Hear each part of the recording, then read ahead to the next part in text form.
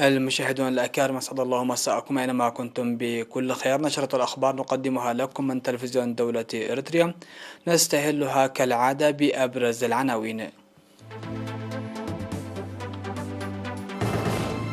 إحياء 20 من يونيو يوم ذكرى الشهداء بفخر واعتزاز.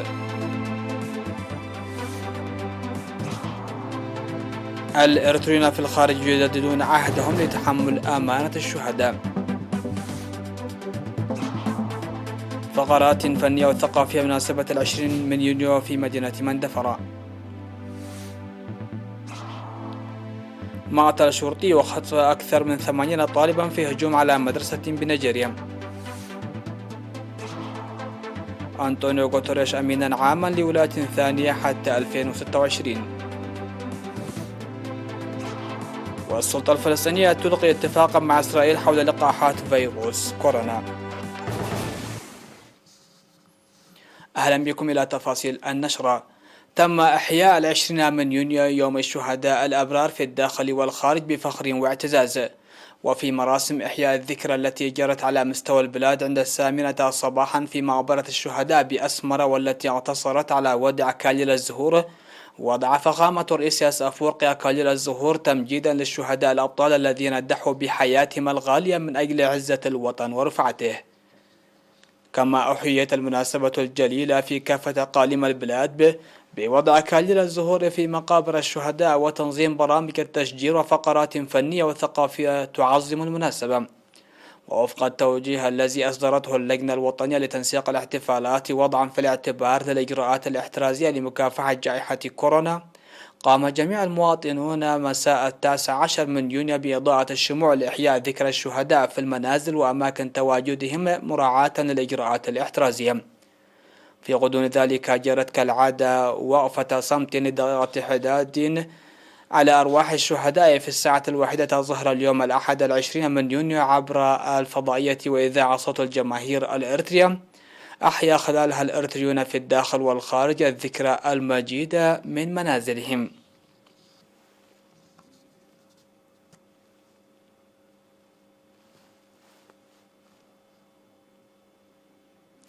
جدد الإريتريون المقيمون في إثيوبيا والإمارات العربية المتحدة وقطر والمملكة العربية السعودية العهد لتحمل أمانة الشهداء في إطار إحياء 20 من يونيو يوم ذكرى الشهداء الأبرار بإضاءة الشموع.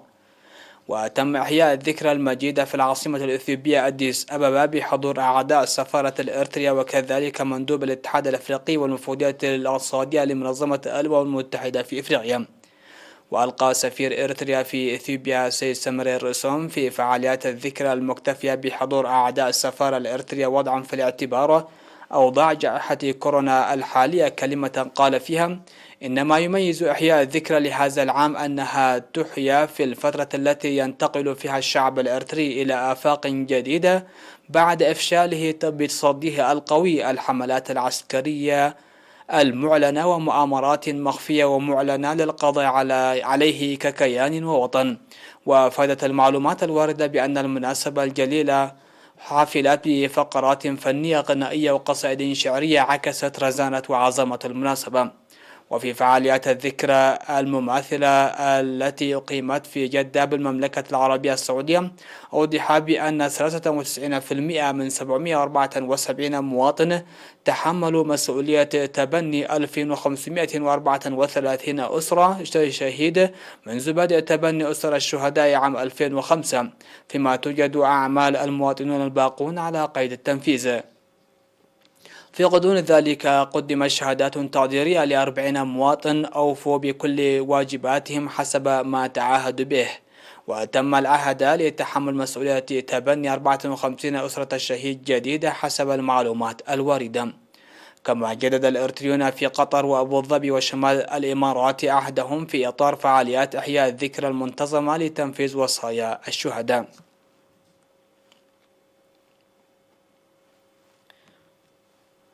أعلنت وزارة الصحة أن الفحوصات المخبرية التي أجريت اليوم 20 من يونيو في مراكز العزل وعصام استقبال المرضى بالإقليم الأوسط إصابة 26 مواطن بفيروس كورونا.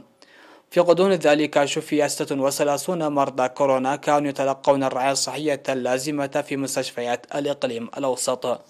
وبهذا بلغ عدد المصابين بفيروس كورونا في البلاد حتى الآن 5362، شفي منهم 4818 وتوفي 19 مريض كورونا، فيما لا يزال 525 مرضى يتلقون العلاج في المستشفيات. وزارة الصحة 20 من يونيو 2021.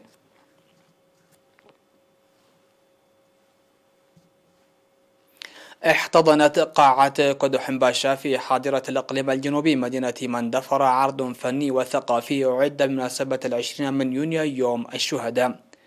وأفاد مراسل وكالة الأنباء الإرتريا إرينا بأن العرض الفني اشتمل على قصائد شعرية وألحان غنائية ودراما عكست رزانة ودلالة الاستشهاد عامة وخاصة 20 من يونيو يوم ذكرى الشهداء الأبرار. وألقى في المناسبة مدير مديرية مندفر السيد وهبة حزقياس كلمة أوضح فيها ضرورة تفهم ووفاء كافة المواطنين للثمن الباهظ الذي دفعه الشهداء لننعم ونهنأ بالاستقلال والسيادة والسلام، مما يستدعي العمل لتنفيذ وصاياهم. في غضون ذلك نظم في مدينة بارنتو عاصمة إقليم القشبر كاشتة النفير اشتملت على إعداد الحفر لغرس الشتول ورعاية الأشجار والنظافة في مقبرة الشهداء، شارك فيها الشباب العمال وأعضاء الجمعية التعاونية للفرقة 70 السابقة.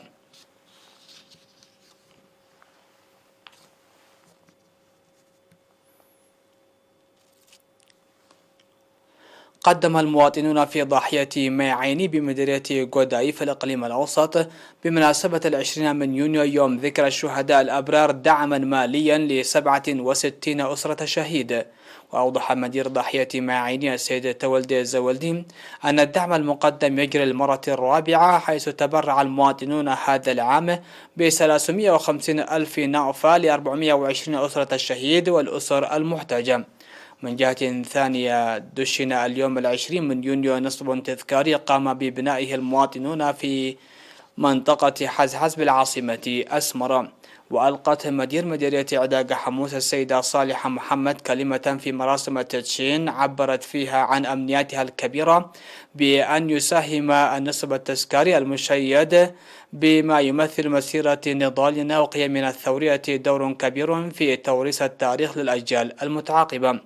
كما قام المواطنون في المناسبة الجليلة بإعداد أكثر من 200 حفرة لغرس الشتول في ساحة مدرسة تقرا المتوسطة ورعاية الأشجار المنتشرة في ساحة المدرسة.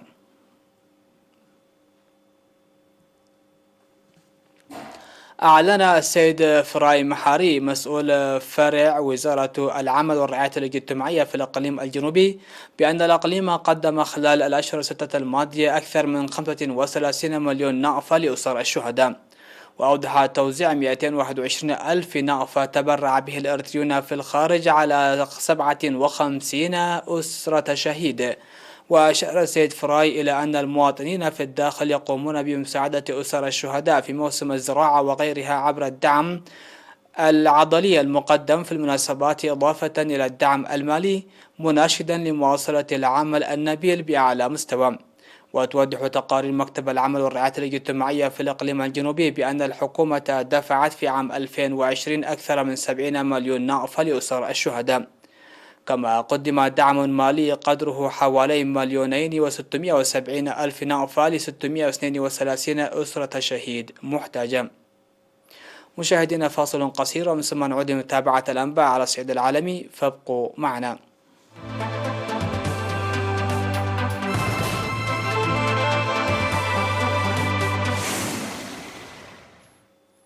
أهلا بكم. على الصعيد العالمي قتل شرطي على يد مسلحين وخطف ما لا يقل عن 80 طالبا غالبيتهم فتيات، فضلا عن 5 معلمين من مدرسة في ولاية كيبي بشمال غرب نيجيريا، كما أكدت مصادر محلية وأمنية.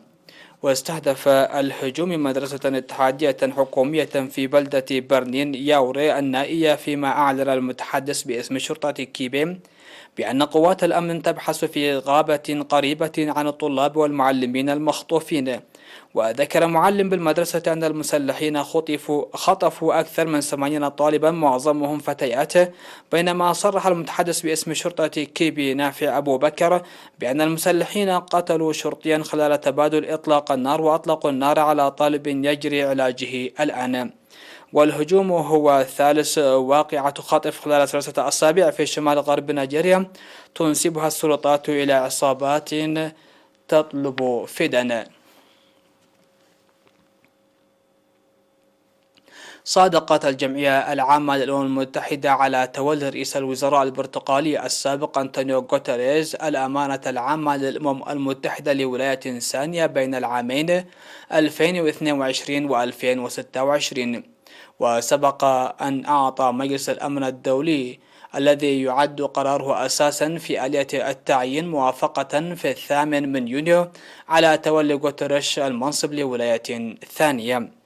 وأدى الأمين العام للأمم المتحدة منذ 2017 اليمين واعدا بأن يتصرف باستقلال كامل عن الدول الأعضاء والمنظمات أثناء حفل حضره الرئيس البرتغالي مارسيلو روبيلو دي سوزا، وهو أول رئيس دولة يدخل مقر الأمم المتحدة منذ أكثر من عام بسبب تفشي وباء كوفيد-19. ودعا غوتيريز عقب ذلك إلى عالم يستخلص العبر من جائحة كوفيد الفتاكة.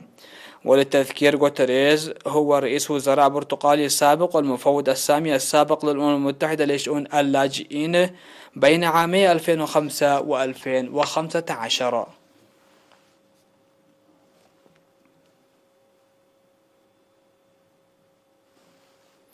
قالت السلطة الفلسطينية إنها ألغت اتفاقا مع إسرائيل لتسلم 1,000,000 جرعة من لقاح فايزر المضاد لفيروس كورونا، مشيرة إلى أن هذه الجرعات تشارف صلاحيتها على الانتهاء. وكانت الدولة العبرية قد أعلنت في وقت سابق عن اتفاق تنقل بموجبه إلى السلطة الفلسطينية 1,000,000 جرعة من لقاح فايزر تنهي صلاحيتها قريبا، مقابل منحها نفس الكمية من الجرعات عندما يستلمها الفلسطينيون من المختبر الأمريكي. وأفاد المتحدث الرسمي باسم الحكومة إبراهيم ملحم في مؤتمر صحفي مشترك مع وزيرة الصحة من الكل الكيلا إنه بعد فحص الطواقم الفنية في وزارة الصحة للدفعة الأولى من لقاحات فايزر فقد تبين لنا أنها غير مطابقة للمواصفات الواردة بالاتفاق. ولم تؤكد الحكومة الفلسطينية في وقت سابق إبرام اتفاق حول الموضوع مع إسرائيل.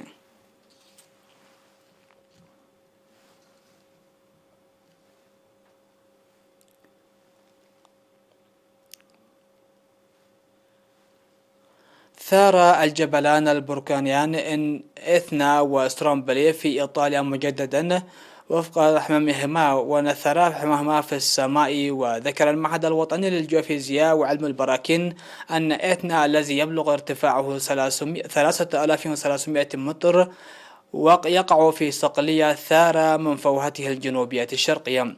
وأضاف المعهد أن الحمام تدفقت على منحدر الجبل كما ارتفع عمود من الدخان في السماء. وسجل المعهد ثورانا أيضا في سترومبولي الذي يقع في جزيرة بركانية تحمل نفس الاسم وتبعد 70 كيلومترا تقريبا شمال شرق صقلية. وغالبا ما تدفق الحمام من الجبل البركاني البالغ ارتفاعه 800 متر إلى ساحل الجزيرة الصغيرة، ولم ترد تقارير عن وقوع إصابات أو أضرار كبيرة.